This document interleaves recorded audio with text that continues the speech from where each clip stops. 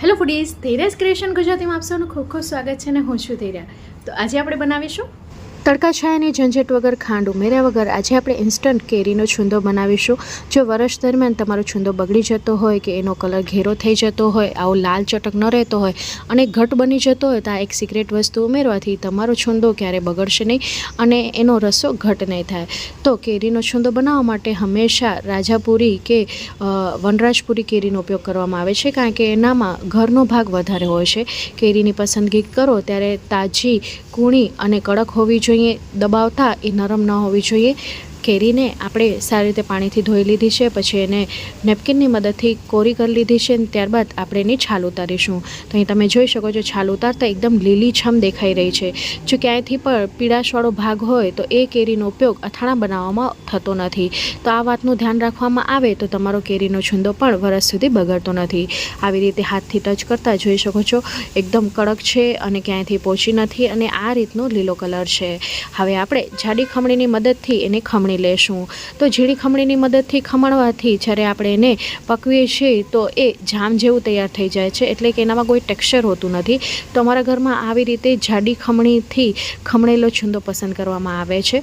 તો એક હાથે સીધું ઘસશો એટલે આવી રીતે જાડું અને લાંબુ છીણ તમારું તૈયાર થશે. વચ્ચે જે ગોટલીનો ભાગ છે એને કાઢી લેશું. તો અહીં તમે જો, એક જ કેરીને ખમણ્યા બાદ એનામાંથી કેટલો બધો ઘરનો ભાગ નીકળ્યો છે. એટલા માટે જ અથાણા માટે વનરાજ અને રાજાપુરી કેરીનો ઉપયોગ કરવામાં આવે છે. આ રીતે અહીં બધી કેરીઓને આપણે ખમણી લીધી છે, ગોટલીનો ભાગ કાઢી લીધો છે અને આ સમયે 1 ટેબલસ્પૂન જેટલું આની અંદર મીઠું નાખીશું અને 1 ટીસ્પૂન જેટલું આપણે હળદર પાવડર નાખીશું.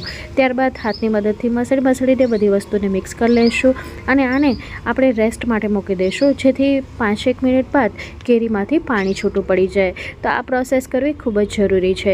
તો અહીં બધી વસ્તુ સારી રીતે મિક્સ થઈ ગઈ છે અને હવે દબાવીને આપણે આને આવી રીતે કરીશું અને સાઈડમાં મૂકી દઈશું, જેથી આરામથી એનામાંથી પાણી છૂટું પડી જશે.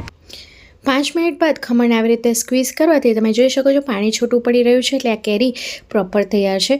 હવે ગોટલીનો ભાગ અને છાલનો ભાગ દૂર કરતાં કેરીનો ઘર 900 ગ્રામ જેટલો નીકળ્યો છે, એટલે મેં પોચો અને ખમણીને 900 ગ્રામ જેટલો ગોળ લીધો છે.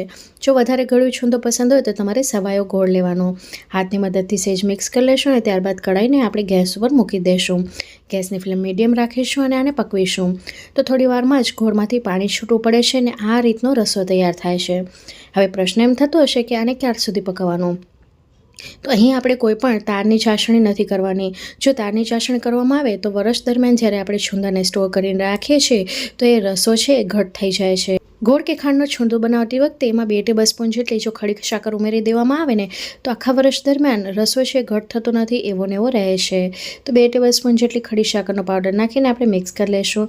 હવે અહીં તમે જોઈ શકો છો કલર થોડોક ચેન્જ થઈ ગયો છે. તો આવી રીતે થોડુંક કેરીનું છીણ લઈને નખની મદદથી દબાવીને જોવાનું.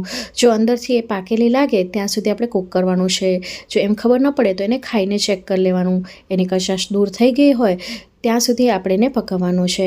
હવે ગેસની ફ્લેમને મેં બંધ કરી દીધી છે અને આને આપણે રૂમ ટેમ્પરેચર ઉપર આવવા દઈશું. તો રૂમ ટેમ્પરેચર ઉપર આવવા દીધા બાદ તમે જોઈ શકો છો કે રસો એવો ને એવો છે.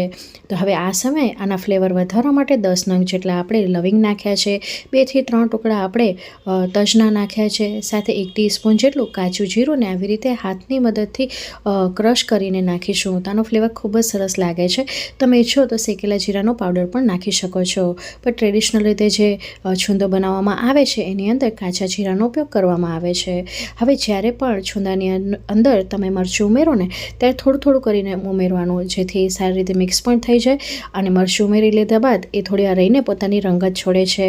તો અત્યારે 1 ટેબલસ્પૂન જેટલું મેં મરચું નાખ્યું છે. સારી રીતે મિક્સ કરી લઈશ ને ફરી પાછું 1 ટેબલસ્પૂન જેટલું કાશ્મીરી મરચું નાખીશ. તો કાશ્મીરી મરચું છે એનાથી રંગત સરસ આવે છે, પણ એ તીખાશ હોતી નથી. તો અહીં 1 ટેબલસ્પૂન જેટલું મરચું નાખી દીધા બાદ તમે જોઈ શકો છો કેટલી સરસ રંગત આવી છે. તો ફરી પાછું મેં બીજા ટેબલસ્પૂન જેટલું મરચું નાખી દીધું છે અને સાથે મિક્સ કરી લઈશ. અમારા ઘરમાં છુંદો છે થોડોક તીખો ખાવાનો પસંદ કરવામાં આવે છે.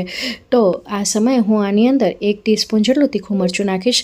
આ ટોટલી ઓપ્શનલ છે, તમે ઈચ્છો તો નાખી શકો છો, અધરવાઇઝ એને સ્કીપ પણ કરી શકો છો.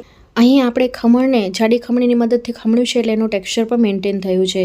જો ઝીણી ખમણીની મદદથી ખમણ કરવામાં આવે તો એ જામ જેવું થઈ જાય છે, એટલે થોડુંક જાડું ખમણ રાખશો તો આ રીતનું તમને ટેક્સચર મળશે. તો અહીં બધી વસ્તુને મિક્સ કરી લીધા બાદ અડધો કલાક પછી તમે જોઈ શકો છો કે મરચાંએ કેટલો સરસ રંગ આપ્યો છે. આ છૂંદો ઇન્સ્ટન્ટ છૂંદો છે એટલે કોઈ પણ એને બનાવી શકે છે અને થેપલા ભાખરી ગમે તેની સાથે તમે એને સર્વ કરી શકો છો. તો તડકાની ઝંઝટ વગર કે ખાંડ ઉમેર્યા વગર આજે આપણે ગોળવાળો કેરીનો છૂંદો બનાવ્યો છે. જો આ રીતે ક્યારે ન બનાવ્યો હોય તો એકવાર અચૂકથી બનાવજો. આને સ્ટોર કરવા માટે તમે ફ્રીજની અંદર સ્ટોર કરી શકો છો અને બારે જો બહુ તાપ હોય તો બારે નહીં રાખવાનું, એરટાઇટ કન્ટેનરની અંદર સ્ટોર કરવાનું છે અને કાચની બરણીનો ઉપયોગ કરશો તો એને તડકે તપાવીને લેવાની. તો તૈયાર છે આપણો ખાંડનો ઉપયોગ કર્યા વગર તડકા છાયાની ઝંઝટ વગર ઇન્સ્ટન્ટ કેરીનો છૂંદો ગોળવાળો. તો આજની આ રેસીપી તમને કેવી લાગી કમેન્ટ બોક્સમાં તમારો અનુભવ જરૂરથી શેર કરજો. મારી રેસીપી ગમી હોય તો વિડીયોને લાઇક શેર ચેનલને સબસ્ક્રાઈબ કર્યા વગર ન જજો. બાજુમાં આપેલ બેલ બટન જરૂરથી દબાવજો. ચાલો ફરી મળીશ, ત્યાં સુધી આવજો.